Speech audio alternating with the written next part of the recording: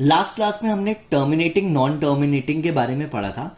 हम उसी को आगे बढ़ाते हुए दो केस में डिवाइड कर रहे हैं डेसिमल एक्सपेंशन को। Case one is the remainder becomes zero. The remainder becomes zero.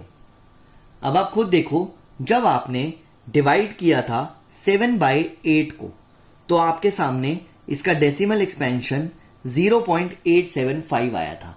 0.875 आया था और इस केस में रिमाइंडर जो है, रिमाइंडर वो आपका जीरो था। तो आपको ध्यान रखना है, जब भी किसी डेसिमल एक्सपेंशन में रिमाइंडर जीरो आ जाता है तो वो decimal expansion terminating decimal expansion कहलाती है। This is terminating decimal expansion. और केस टू की अगर हम बात करें, केस टू की, the reminder never becomes zero. Never becomes zero. और जब रिमाइंडर जीरो ना बने, जैसे हमने डिवाइड किया था 1/7 को, this is 0.142857, again 142857 and so on. तो इस केस के अंदर रिमाइंडर तो कभी जीरो बनेगा ही नहीं। Reminder never becomes zero. Reminder never becomes zero. तो ऐसी डेसिमल एक्सपेंशन को हम नॉन टर्मिनेटिंग डेसिमल एक्सपेंशन कहते हैं। नॉन टर्मिनेटिंग डेसिमल एक्सपेंशन बोलते हैं। तो आपने इस चीज का ध्यान रखना है। आगे हम जब बढ़ेंगे तो हम टर्मिनेटिंग डेसिमल और नॉन टर्मिनेटिंग डेसिमल दोनों को ही p/q की फॉर्म में लिखना सीखेंगे। ऑब्वियसली बात है, ये दोनों के दोनों, चाहे वो टर्मिनेटिंग हो चाहे वो नॉन टर्मिनेटिंग हो, they are rational numbers. Obviously बात है, 7/8 is a rational number and 1/7 is also a rational number. चाहे वो टर्मिनेटिंग था चाहे वो नॉन टर्मिनेटिंग था, दोनों ही रैशनल नंबर्स थे। और अब हम यहां से वापस p/q की फॉर्म में कैसे लाया जाता है आगे सीखेंगे। तो देखते हैं आगे। नेक्स्ट एग्जाम्पल है हमारा example number 6। Next example is example number 6। This is example 6 and this is on page 11। यहां पर लिखा हुआ है, show that 3.142678 is rational. You have to show this number is rational. That means आपको इसको p/q की फॉर्म में change करना है। तो देखते हैं, बहुत ही आसान है। सिंस इसके ऊपर कोई बार नहीं दिखाई दे रहा, दैट मीन्स ये टर्मिनेटिंग डेसिमल एक्सपेंशन है। तो 3.142678, जस्ट आपको इस पॉइंट को हटाना है जो आप बचपन से करते आ रहे हो। अगर आप इस पॉइंट को हटाओगे तो 0000001 यह आपके सामने नंबर आ गया। 3142678 डिवाइडेड बाय 1000000, और ये p/q की फॉर्म में आ रहा है, इसलिए ये रैशनल नंबर होगा एंड दैट्स इट। दूसरा एग्जाम्पल जो इसी के जस्ट नेक्स्ट एग्जाम्पल दिया हुआ है इसी पेज के ऊपर, example number 7। Example 7, this is also on page number 11। इसमें लिखा हुआ है 0.3333 और 0.3 बार।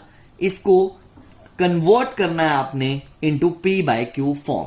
तो इसके अंदर कुछ स्टेप्स होते हैं, हम इन स्टेप्स को फॉलो करेंगे। बहुत ही सिंपल सी चीज है, बहुत ही सिंपल सा है, इसको हम आराम से कर पाएंगे। आपने जो भी आपको एक्सपेंशन दिया हुआ है, ये आपने लेट कर लेना है x is equal to 0.3 bar. Now आपने देखना है कितने नंबर के ऊपर बार है यहां पर। ठीक है, यहां पर एक ही नंबर के ऊपर बार है, दिस इज 3 के ऊपर। तो अगर एक नंबर के ऊपर बार है तो आपने दोनों तरफ 10 से मल्टीप्लाई करना है। 2 नंबर्स के ऊपर बार है तो आपने दोनों तरफ 100 से मल्टीप्लाई करना है। 3 नंबर्स के ऊपर बार है तो आपने दोनों तरफ 1000 से मल्टीप्लाई करना है। मैं रिपीट कर रहा हूं, आपने देखना है कितने नंबर्स के ऊपर बार है यहां पर। अगर ये एक नंबर के ऊपर बार है, दैट इज 3 बार, तो आपने 10 से मल्टीप्लाई करना है। अगर ये 2 के ऊपर बार होता, लाइक इस तरह से 0.31 बार, तो आप 100 से दोनों तरफ मल्टीप्लाई करते, और अगर इस तरह से होता 0.135 बार 3 के ऊपर होता तो आप 1000 से मल्टीप्लाई करते। आपने इस चीज को ध्यान रखना है। तो हमने लिखा मल्टीप्लाई जब हमने किया यहां पर, this is 10x is equal to 0.3 bar into 10। बहुत ही आसान सा तरीका मैं आपको सिखा रहा हूं। 10x is equal to 0.3333 into 10। Obviously बात है, जब आप 10 से मल्टीप्लाई करते हो किसी नंबर को तो ये डेसिमल मूव होकर आगे चला जाएगा। तो ये आगे बन जाएगा 10x is equal to 3.3333 and so on. अब इसको और देखेंगे ध्यान से, तो 10x is equal to 3.3 bar.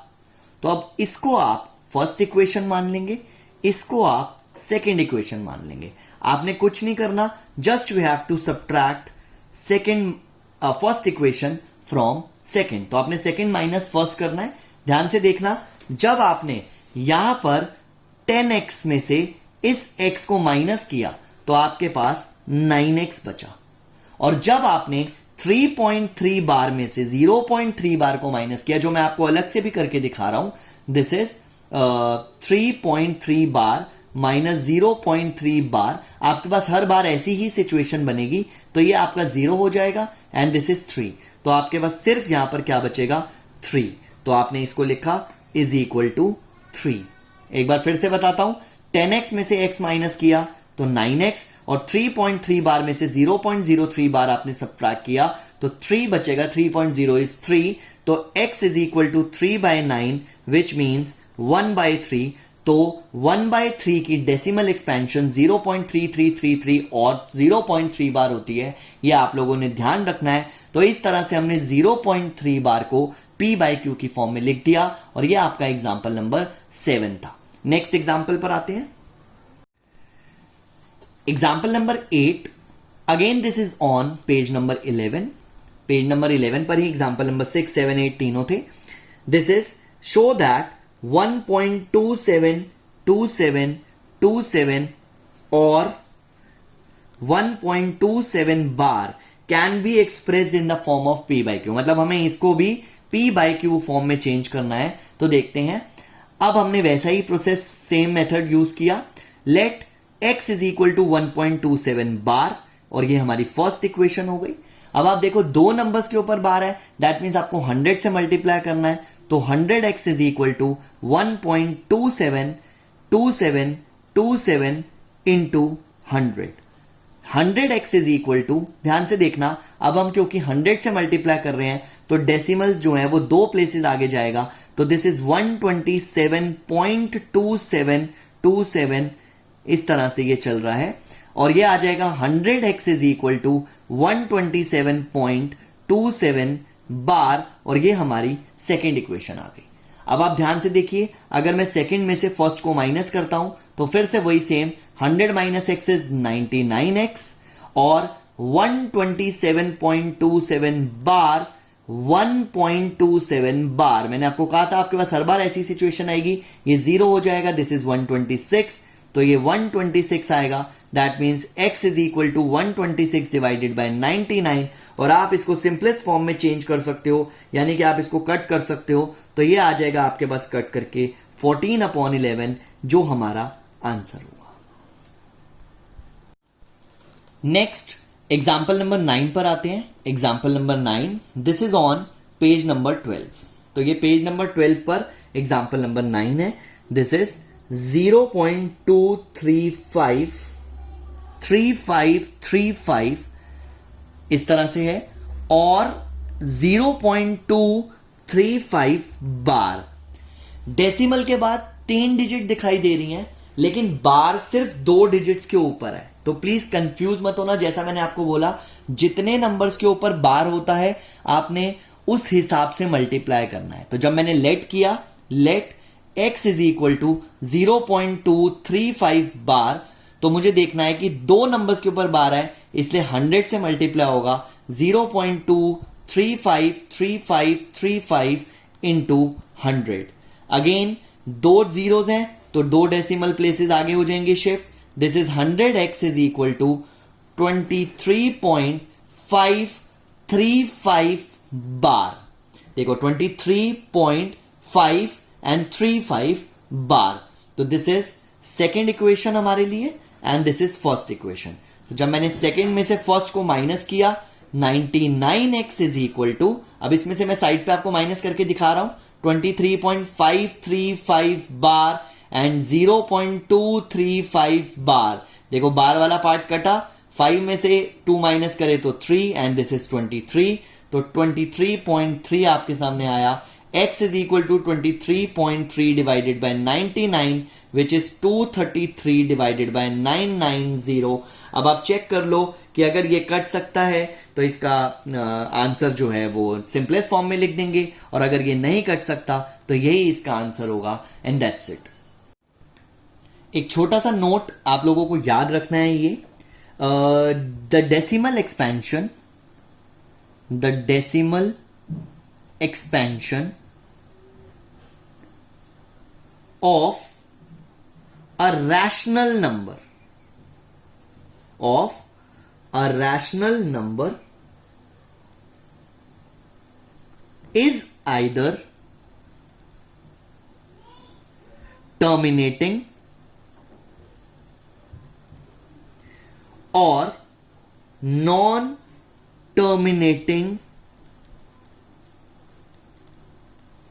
recurring।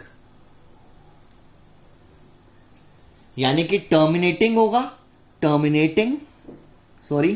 और non terminating recurring. Non terminating में वो रिपीट हो रहा है, इसलिए मैंने लिखा रेकरिंग। तो ध्यान रखना ये रैशनल नंबर की बात कर रहे हैं। लेकिन अगर वो नॉन टर्मिनेटिंग नॉन रेकरिंग होता है, but if it is non terminating non recurring, तो इस सिचुएशन में इसे हम इररेशनल नंबर बोलते हैं। तो इस सिचुएशन में जो मैंने अभी आपके सामने लिखी है, इस सिचुएशन में नॉन टर्मिनेटिंग नॉन रेकरिंग की सिचुएशन में दिस इज इररेशनल नंबर। ये मैं लिख रहा हूं यहां पे ताकि आपको कंफ्यूजन ना हो, दिस इज इररेशनल नंबर। तो इस चीज को भी आपने ध्यान रखना है, और ये बहुत इंपॉर्टेंट है कि रैशनल नंबर टर्मिनेटिंग होता है या नॉन टर्मिनेटिंग रेकरिंग होता है। बट अगर वो नॉन टर्मिनेटिंग नॉन रेकरिंग होगा कोई भी नंबर, तो वो रैशनल नहीं होगा, वो इररेशनल नंबर होगा। अगर मैं आपके सामने एग्जांपल लिखूं लाइक √2, अगर आप √2 को कभी कैलकुलेट करो लॉन्ग डिवीजन से, this is 1.41421356357 309 504 8801 and so on. आप देख रहे होंगे यहां पे कोई भी नंबर रिपीट नहीं कर रहा। लाइक अगर आप पाई की वैल्यू देखते हो तो पाई इज 3.1415926535897939 और ये ऐसे ही चलता रहेगा। This is non terminating. एक तो ये नॉन टर्मिनेटिंग है बिकॉज रिमाइंडर 0 नहीं आ रहा है यहां पे, और दूसरी चीज ये कभी भी रिपीट नहीं हो रहा, मतलब रेकरिंग नहीं है। तो non terminating non recurring numbers को ही हम इररेशनल नंबर्स कहते हैं। इस चीज का आप लोगों ने ध्यान रखना है। अब मान लो आपको एक क्वेश्चन आया, जैसा कि एग्जाम्पल नंबर 10 है। Example number 10, this is on page number 13। तो ये एग्जाम्पल नंबर 10 है कि 1/7 और 2/7 के बीच में आपको फाइंड करने हैं इररेशनल नंबर्स, 2 इररेशनल नंबर्स। यहां पर एक बोला है बट मैं आपको 2 बता रहा हूं, 2 इररेशनल नंबर्स। इस एग्जाम्पल में आपको एक इररेशनल नंबर बताने के लिए बोला गया है कि find an irrational number between 1/7 and 2/7। But मैं आपको 2 इररेशनल नंबर्स बता रहा हूं जो बहुत आसान है। इररेशनल नंबर फाइंड करना कुछ भी मुश्किल नहीं है। अगर आप 1 को 7 से डिवाइड करते हो तो मैं अभी डायरेक्टली आपको बता रहा हूं, दिस इज 0.0 लगाएंगे यहां पर। 7 1 7, this is 30, 7 4 28, this is 20, 7 2 14, this is 60, 7 8 56, 4 0 7 5 जा 35 5 0 7 7 जा 49 एंड अगेन 1 आ चुका है। यह आपने पहले भी किया है, यानी कि 1/7 इज इक्वल टू 0.142857 बार।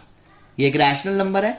और दूसरा नंबर हमारे पास था 27, तो मैं 27 आपको बता रहा हूं, दिस इज 285714 बार। ये मैंने डायरेक्ट लिख दिया।